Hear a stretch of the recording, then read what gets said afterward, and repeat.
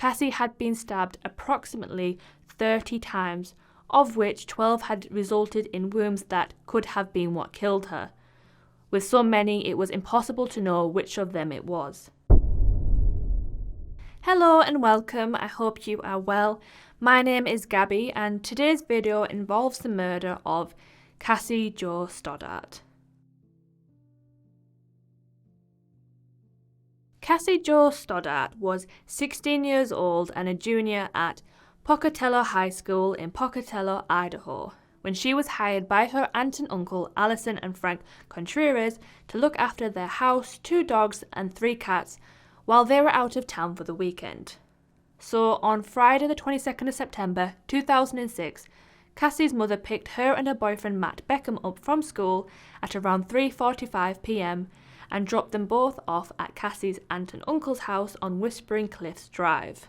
At around 8:20 p.m, 2 friends of Cassie's from school, Draper and Torey Adamcik, who she'd invited to come over to the house, arrived to hang out.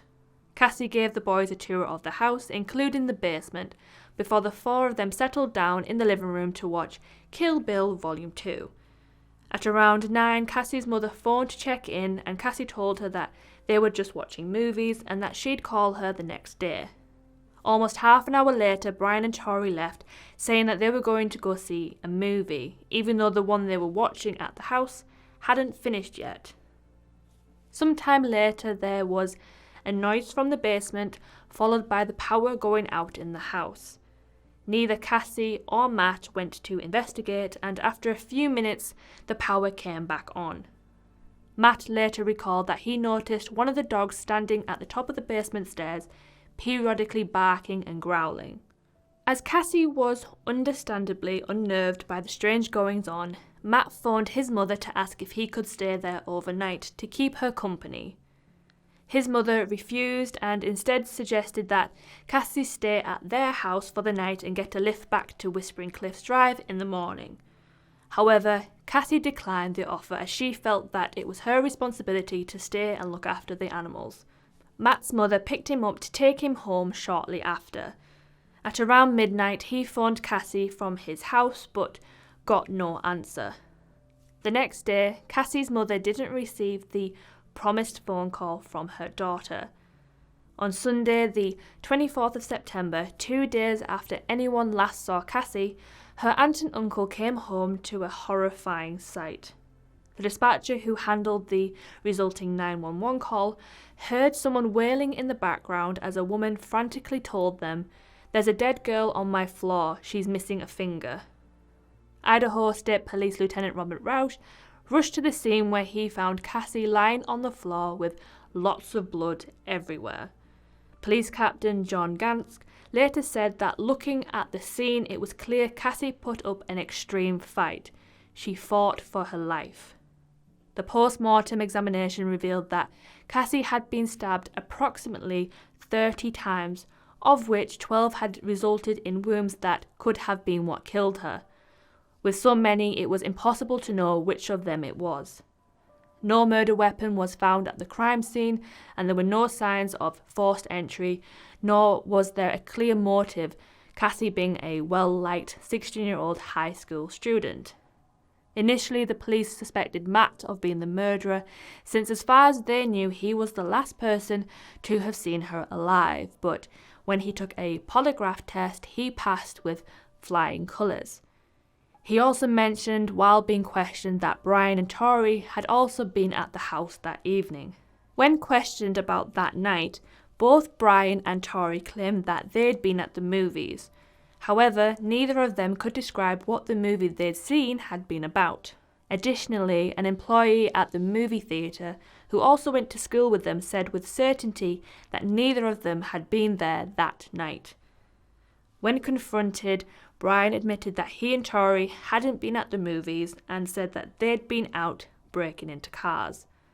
A polygraph was then set up, but before the test could begin, Brian became very emotional and said that he needed to speak to the detectives. With his parents sat next to him, Brian described how he and Torey had gone back to the house to scare Cassie by turning the power off, wearing masks to hide their identity. He then claimed that Torey had suddenly started stabbing her, saying through tears it wasn't supposed to happen, it was supposed to be a joke. Brian led police to Black Rock Canyon, where he and Torey had stashed the masks and clothes they'd been wearing, along with the murder weapons, a dagger-type knife and a hunting knife that had both been purchased from a pawn shop. There was also an even more damning piece of evidence, a videotape. On the video, the two boys were huddled in their high school library as they made a death list of potential victims, one of whom was Cassie Stoddart, and talked about their plan. At one point, Brian speaks to the camera, saying, I'm sorry to Cassie's family, but she has to be the one. We have to stick to the plan." Another section of the video was filmed while the two were waiting in their car before they returned to the house, with Brian saying, "Unfortunately, we have the grueling task of killing our friends." There was also a portion of the video filmed after in which Brian says, "I just killed Cassie. We've just left her house. This is not a fucking joke." A picture of what had really happened that night soon emerged.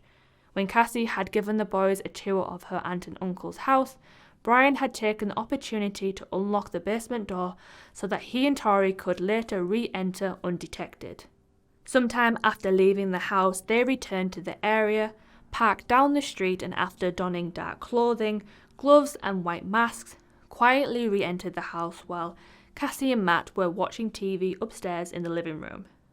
First, they tried to lure them down into the basement by making loud noises, but when that failed, they found the circuit breaker and turned off the power.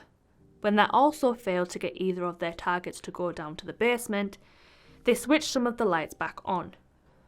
While investigators believe that they also intended to kill Matt, that part of the plan was foiled by his mother picking him up, leaving Cassie as the sole victim.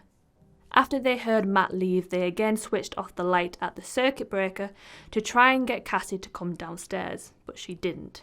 Eventually, they changed tactics and went upstairs where Cassie was lying on the living room couch, Brian armed with the dagger-like blade and Torey with the hunting knife. At the top of the stairs, Brian opened and slammed a closet door to scare Cassie. Then they both attacked her. When they were done stabbing her, they simply left her to bleed out. Their motive for murder was the pursuit of fame. As they themselves put it on their video, "We want to be just like Scream." Cassie was picked as their victim simply because they knew she'd be alone in the house, like one of the victims of the horror movies they sought to emulate. Brian, Draper and Torey Adamcik were arrested on the 27th of September 2006 and charged with first-degree murder and conspiracy to commit first-degree murder. They were found guilty of both the following year, Brian on the 17th of April 2007 and Torey on the 8th of June. Both were sentenced to life without the possibility for parole for first-degree murder and 30 years to life for the conspiracy charge. Both were sent to serve their sentences at Idaho State Correctional Institution. Brian and Torey's attorneys filed separate appeals at the Idaho Supreme Court, both of which were denied. A later appeal by Brian and his attorney resulted in his conviction for conspiracy to commit first-degree murder being vacated on the grounds that the jurors were given incorrect instructions regarding that charge. But the court affirmed his conviction for first-degree murder, meaning that he'll continue to spend his life in prison without possibility of parole. All of Torey's appeals have so far been denied. So that was the case of Cassie Jo Stoddart. There's always some people who take movies, TV shows, and games too far, and unfortunately Cassie paid the price for their twisted way of thinking. If you enjoyed the video, please give it a thumbs up, and if you like true crime, consider subscribing to the channel, as I release new videos every Monday and Friday. But until I see you again, please be safe, be well, and I'll see you next time. Bye bye.